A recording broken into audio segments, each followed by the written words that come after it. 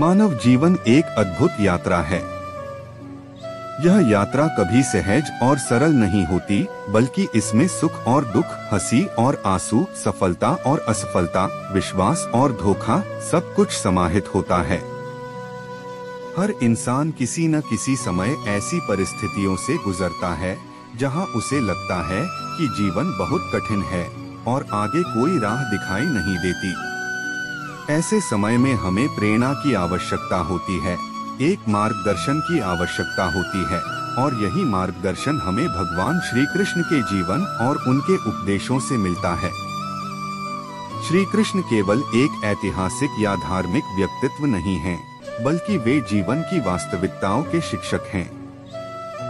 उनका जीवन दर्शन केवल पूजा अर्चना तक सीमित नहीं है, बल्कि यह बताता है कि कैसे इंसान अपने रोजमर्रा के संघर्षों और परिस्थितियों में संतुलित रह सकता है। वे हमें यह सिखाते हैं कि यदि मन को साध लिया जाए तो जीवन की कोई भी कठिनाई इंसान को पराजित नहीं कर सकती। कृष्ण का पूरा जीवन एक संदेश है।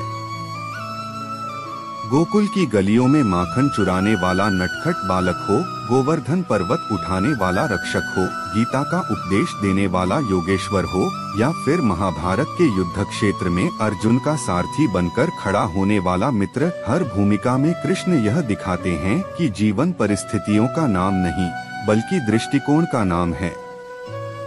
संकट के समय धैर्य का महत्व। महाभारत का युद्ध मानव इतिहास की सबसे बड़ी घटनाओं में से एक है। यह केवल एक युद्ध नहीं था, बल्कि धर्म और अधर्म के बीच का निर्णायक संघर्ष था। इस युद्ध में जब अर्जुन अपने ही रिश्तेदारों, मित्रों और गुरुओं को सामने खड़ा देखकर विचलित हो गया, तब उसने अपने धनुष बाण रख दिए और युद्ध करने से इनकार कर दिया। उस समय उसके मन में केवल निराशा और हताशा थी। यही वह क्षण था जब श्री कृष्ण ने गीता का उपदेश दिया। उन्होंने अर्जुन से कहा, यह तुम्हारे जीवन का सबसे कठिन समय है, लेकिन इस समय धैर्य खोना ही सबसे बड़ी भूल होगी। भागना समाधान नहीं है। भागने से केवल रास्ते बंद होते हैं, लेकिन धैर्य रखने से हजारों नए रास्ते खुलते हैं। यह संदेश आज भी उतना ही प्रासंगिक है जितना तब था। हमारे जीवन में भी ऐसे अवसर आते हैं जब हम कठिन परिस्थितियों से जूझते हैं, कभी आर्थिक संकट, कभी पारिवारिक समस्याएं, कभी असफलता और कभी बीमारी। इन स्थितियों में अधिकांश लोग टूट जाते हैं या हार मान लेते हैं। लेकिन श्री कृष्ण का संदेश यही है कि धैर्य रखो, क्योंकि कठिनाइयां स्थायी नहीं होती। अगर रात है तो सुबह भी होगी, अगर अंधेरा है तो उजाला भी आएगा। धैर्य का अर्थ यह नहीं है कि हम परिस्थितियों को यूं ही स्वीकार कर लें और कुछ न करें। धैर्य का मतलब है कि घबराए बिना शांत मन से सही निर्णय लेते हुए आगे बढ़े। जब मन विचलित होता है तो इंसान गलत फैसले लेता है और जीवन और कठिन हो जाता है। लेकिन धैर्यवान व्यक्ति हर समस्या का समाधान खोज लेता है। कृष्ण ने अर्जुन से कहा, कर्म करो, युद्ध करो, परंतु परिणाम की चिंता मत करो। यह केवल युद्ध क्षेत्र की बात नहीं थी, बल्कि पूरे जीवन के लिए एक नियम था। संकट में धैर्य ही इंसान को गिरने से बचाता है और आगे बढ़ने की शक्ति देता है। वर्तमान में जीने की कला। मानव जीवन की सबसे बड़ी भूल यही है कि वह या तो अतीत में जीता है या भविष्य की चिंता में डूबा रहता है। अतीत की गलतियां, असफलताएं और दुख उसे परेशान करते हैं, जबकि भविष्य की अनिश्चितता उसे भयभीत करती है। परिणाम यह होता है कि वह वर्तमान को खो देता है। कृष्ण का संदेश बिल्कुल स्पष्ट है। वर्तमान ही सच्चाई है। अतीत लौटकर नहीं आता और भविष्य हमारे हाथ में नहीं है। जो तुम्हारे पास अभी है, उसी में जीना सीखो। वर्तमान को साध लोगे तो भविष्य अपने आप संवर जाएगा। हम अक्सर देखते हैं कि लोग अपने बीते हुए कल की गलतियों पर पछताते रहते हैं। वे सोचते हैं कि काश मैंने यह निर्णय न लिया होता, काश मैंने वह रास्ता चुना होता। लेकिन सच्चाई यह है कि अतीत अब केवल स्मृति है, उसका अस्तित्व वर्तमान में नहीं है। उसी तरह भविष्य केवल कल्पना है, वह अभी आया ही नहीं है। जब इंसान अतीत और भविष्य में उलझा रहता है तो उसका वर्तमान कमजोर हो जाता है। उसकी ऊर्जा चिंता और पछतावे में व्यर्थ चली जाती है। कृष्ण यही सिखाते हैं कि अगर तुम वर्तमान पर ध्यान केंद्रित करोगे, हर कार्य पूरी निष्ठा और ईमानदारी से करोगे, तो भविष्य अपने आप उज्जवल होगा। गीता में कृष्ण ने यही कहा, कर्म करो, फल की चिंता मत करो। इसका गहरा अर्थ यही है कि हमें वर्तमान क्षण में जीना चाहिए। फल की चिंता करने का मतलब है भविष्य में खो जाना, जबकि फल की अपेक्षा छोड़कर काम करने का मतलब है वर्तमान में जीना। अगर आज हम पूरी ईमानदारी से काम करें, अपने कर्तव्यों को निभाएं, तो कल की चिंता करने की आवश्यकता ही नहीं रहती, क्योंकि भविष्य हमेशा वर्तमान का परिणाम होता है। श्री कृष्ण के जीवन से उदाहरण। कृष्ण का जीवन इस बात का सबसे बड़ा प्रमाण है कि वर्तमान में जीना ही सच्चा जीवन है। जब वे गोकुल में थे, तब हर दिन को आनंद और उत्सव की तरह जीते थे। गोपियों के साथ रास, ग्वाल बालों के साथ खेल, माखन की चोरी, यह सब केवल वर्तमान में जीने की कला थी।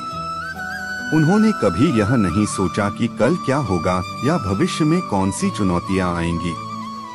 लेकिन जब परिस्थितियां बदली और उन्हें मथुरा जाकर कंस का वध करना पड़ा, तब उन्होंने बिना देर किए अपना कर्तव्य निभाया।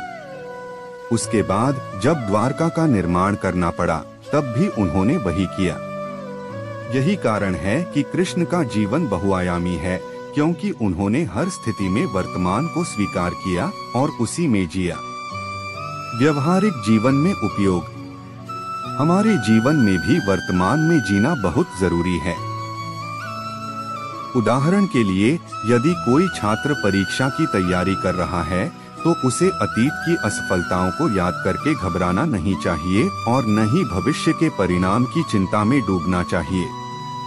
उसे केवल यह सोचना चाहिए कि आज उसके पास कितना समय है और आज वह कितनी मेहनत कर सकता है। इसी तरह अगर कोई व्यक्ति व्यापार करता है और उसे नुकसान हुआ है, तो उसे अतीत के घाटे पर पछताने से कुछ हासिल नहीं होगा, बल्कि उसे यह सोचना चाहिए कि वर्तमान परिस्थिति में वह कौन से कदम उठाकर अपने व्यापार को सुधार सकता है। यही कृष्ण की शिक्षा है। कृष्ण हमें यह भी बताते हैं कि वर्तमान में जीना केवल काम तक सीमित नहीं है, बल्कि जीवन का हर पल इसका हिस्सा है। अगर आप परिवार के साथ हैं, तो उस क्षण को पूरी तरह जिए। अगर आप काम कर रहे हैं, तो पूरी निष्ठा से करें। अगर आप विश्राम कर रहे हैं, तो बिना चिंता के करें। यही जीवन की कला है। मानव जीवन रिश्तों और संवाद पर टिका हुआ है। एक इंसान अकेला न तो खुश रह सकता है और न ही आगे बढ़ सकता है। परिवार, मित्रता, समाज और संपर्क ही जीवन को सार्थक बनाते हैं। लेकिन यही रिश्ते और संवाद तब चुनौती बन जाते हैं जब उनमें स्वार्थ, कटु वाणी और तुलना जैसी नकारात्मक भावनाएं प्रवेश कर जाती हैं। श्री कृष्ण ने अपने जीवन और गीता के उपदेशों के माध्यम से इन सबसे ऊपर उठने का मार्ग दिखाया। स्वार्थ और रिश्तों का यथार्थ। दुनिया का सबसे गहरा और सबसे कठिन सच यही है कि अधिकांश रिश्ते स्वार्थ पर टिके होते हैं। जब तक हमें किसी से लाभ मिलता है, तब तक हम उसके करीब रहते हैं, लेकिन जैसे ही लाभ समाप्त होता है, वैसे ही रिश्तों का असली स्वरूप सामने आ जाता है। महाभारत में यही हुआ। कौरव और पांडव दोनों एक ही कुल से थे। रिश्तों का बंधन एक ही था, लेकिन स्वार्थ और अहंकार ने दोनों को शत्रु बना दिया। दुर्योधन ने अपने स्वार्थ के लिए पांडवों को बार बार अपमानित किया। वहीं पांडवों के साथ खड़ा हुआ हर मित्र भी स्वार्थ और लाभ को देखकर ही निर्णय लेता था।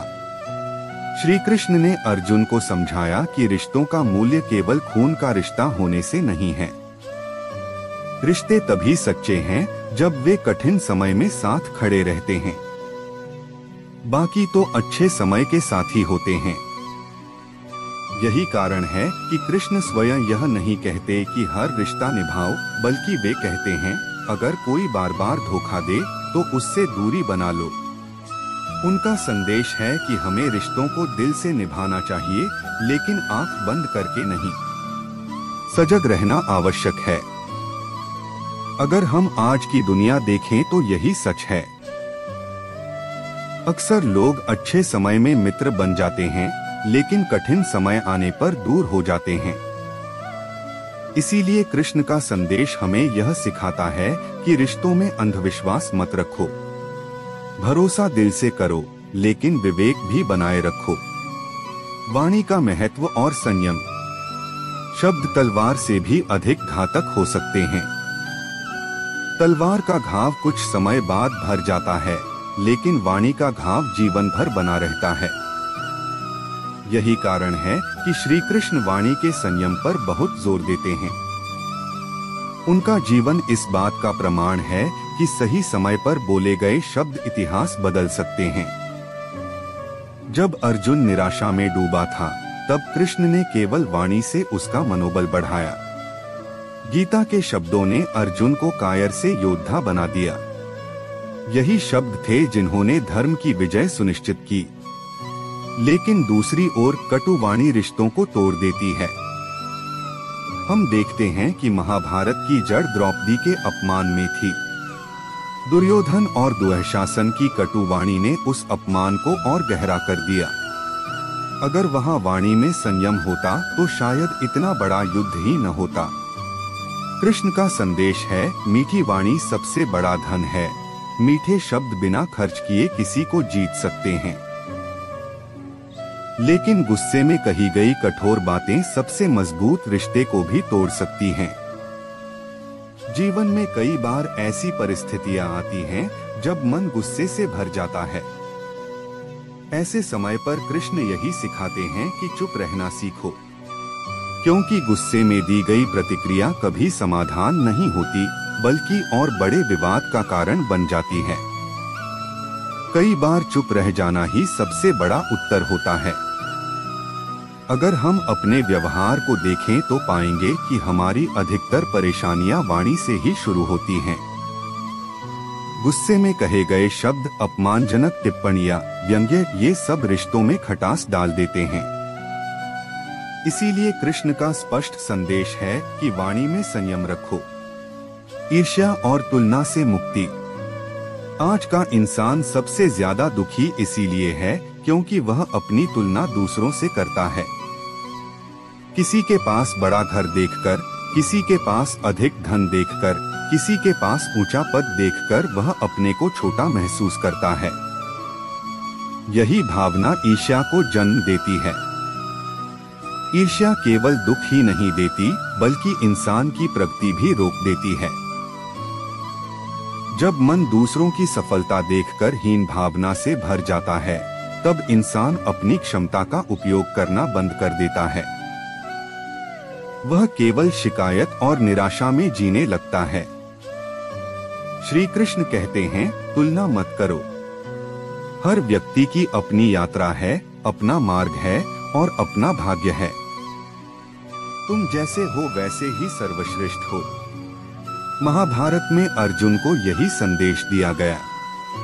अर्जुन दुर्योधन और कर्ण की शक्ति देखकर कभी कभी स्वयं को कमजोर समझने लगता था, लेकिन कृष्ण ने उसे यह याद दिलाया कि उसकी पहचान उसकी अपनी क्षमताओं में है, न कि दूसरों से तुलना करने में। आज हमें भी यही समझने की जरूरत है।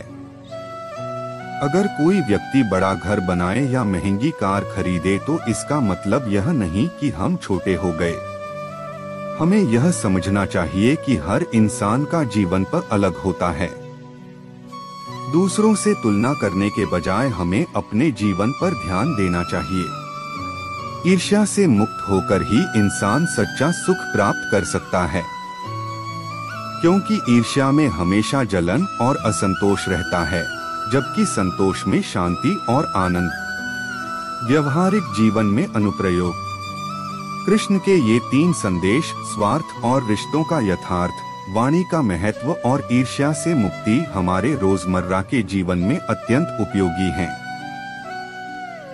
मान लीजिए कि आपका कोई मित्र कठिन समय में आपका साथ छोड़ देता है। इस पर दुखी होने के बजाय आपको यह समझना चाहिए कि यह रिश्ता स्वार्थ पर आधारित था। इससे सीख लेकर आपको ऐसे रिश्ते तलाशने चाहिए जो कठिन समय में आपके साथ खड़े हों। इसी तरह यदि परिवार या कार्यक्षेत्र में विवाद हो तो गुस्से में बोलने के बजाय संयमित वाणी का प्रयोग करें।